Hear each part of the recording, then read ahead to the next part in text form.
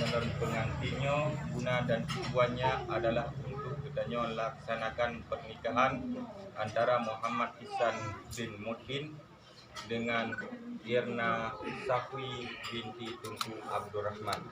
Kemudian selanjutnya selawat seiring salam tak lupa pula kita junjungkan ke pangkuan Nabi besar Muhammad sallallahu alaihi wasallam yang mana beliau telah membawa umatnya dari alam jahiliyah kepada Nawaiti.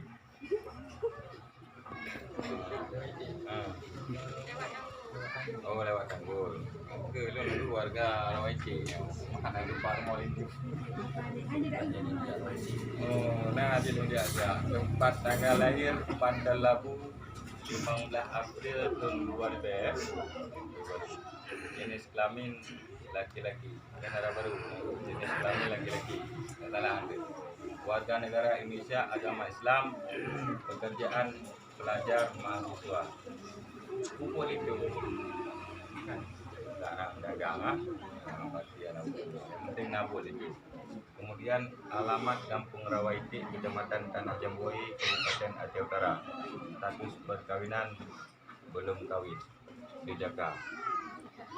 Kemudian ingin melangsungkan pernikahan dengan Irna Safwi binti Tunku Abdurrahman. Itu baru. Nyonya negara baru.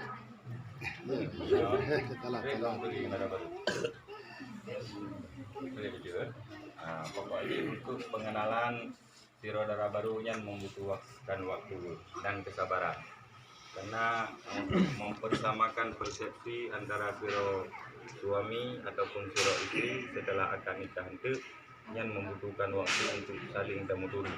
Kadang-kadang tunggu waktu panjang. Jadi tergopoh-gopoh dalam dan dibina dalam sebuah rumah tangga. Karena untuk mempersamakan persepsinya berat. Jadi untuk tak mengerti istri, untuk tak mengerti suami yang membutuhkan waktu. Apabila Ranuka siap, kamu sakit akan melangsungkan ikatan kabul. Kemudian lumpariksa darah baru. Darah baru nama Irna Safwi binti Tunku Abdurrahman, tempat tanggal lahir Alumuling, tanggal 22 April tahun 2002. Jenis kelamin perempuan, warga negara Indonesia, agama Islam, pekerjaan pelajar mahasiswa. Alamat Kampung Alumuling, Kecamatan Sipauling, Kabupaten Aceh Timur. Status perawan. Irna Safwi wujudnya itu baru pada hari ini. Ya, menyujudnya kerana semua yang berhubungan selain daripada Abang Muhammad Ihsan pada hari ini yang kajian memutuskan.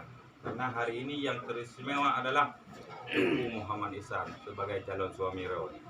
Jadi guna kaitan lain-lain yang menyangkut tentang hubungan dengan laki-laki lain silakan diputuskan pada hari ini. Baru kita langsungkan dengan ijab dan kabul. Jadi baik timbul permasalahan di dalam rumah tangga kehidupan pada saat dijalankan. Tapi yang ketiga pada hari ini adalah Tunku Muhammad Ihsan bin Mutin. Siap kan?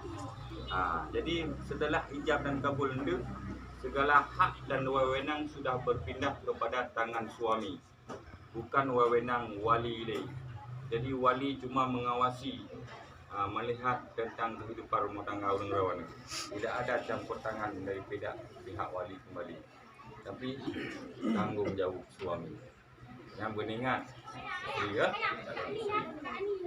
Kemudian karenanya tak ikuti sunnah